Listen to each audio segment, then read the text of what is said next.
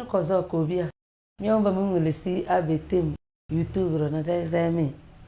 Singetera kana rozo le reta se reso akontada. Ila wana le yo. Le dona.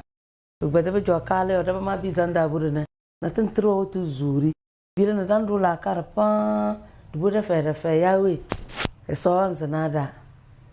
Dana se kale de faranden do yawe na wane. Beka farandi se lengana ya dambele.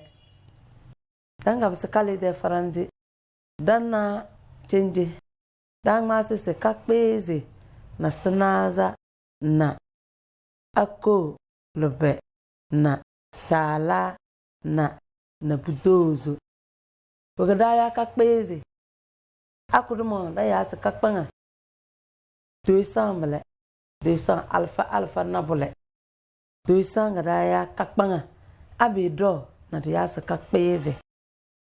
Kakbezi na sinaza bele na alfa no wale bro abu nazambele na ako kada wala dang balandu do gada ya ako fufu bro na bule fe ngada ya ako bule ama change na chen ma ako ngada jande che ako lube na sala da bunyi sala do kanyi su fu gada ya sala bule yo na budozo.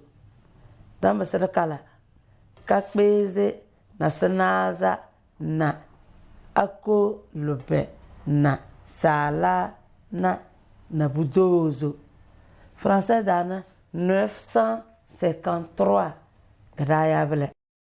Ana gada yada da na binge bibisi yisi kenire na fuwe na anwa na budozo. Ogada ya fuwe anya gbo fu kare sila alfu ganyo foka bile fure mbele abido fuwe mbele fuwe na anwa na budozo yisike nire na fuwe na anwa na budozo dendimbde rula kare na be change kale daranga lese kakbeze na sanaza na akoke nire na sala na lutozo. Kakbeze na sanaza na akoke nire na sala na lutozo. Frasadana 998 mbele. Yada dana sugada ya yisi kenire na fuwe kenire na lutozo. Yisi kenire na fuwe kenire na lutozo. Yisi dangbal dan na abde yo gada ya yisi abile zabtala ne noa ibisi kamble yo fuwe dangmati su fure abido fuwe dan ne na mu da yawe donc yisi kenire na fuwe kenire na lutozo. Dendimbde kaleda kakbeze na sonuwa kakbeze na sonuwa kakpanga alfono wala ale na bunwa ngada ya kakbeze na sonuwa kala kanado ali de da fa ndanga lisi mili yawe farasida mil ya da dana da ya su kpeteku sindigada kala do kro da na take kpeteku miliga da ya da su kpeteku da ba mamle den dimbede kakbeze na sonuwa na ako lube na sala na lube. Kakbeze na sonuwa na ako lube na sala na lube. 1157 yada dada ya suwe beteku na yika na fuwe na nuwa na lube.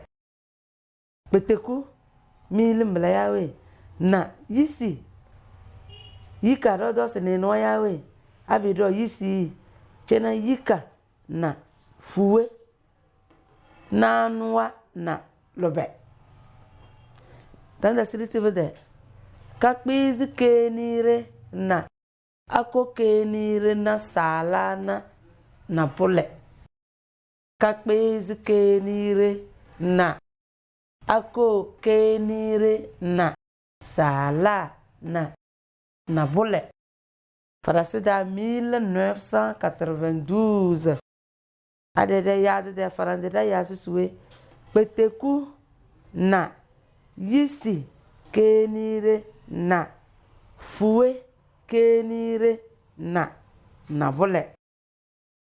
Teta sa de ben ye. Peteku milimbele yawe na yisi kenire nenua bro kenire mele na fuwe kenire na bole. Mina ko kare mina welesi kana ka do ko joya de chokale choko ama asir kala de kala bunka na bosona da yawe mina welesi yo so tala da chirora abete wezemi yo. Bye.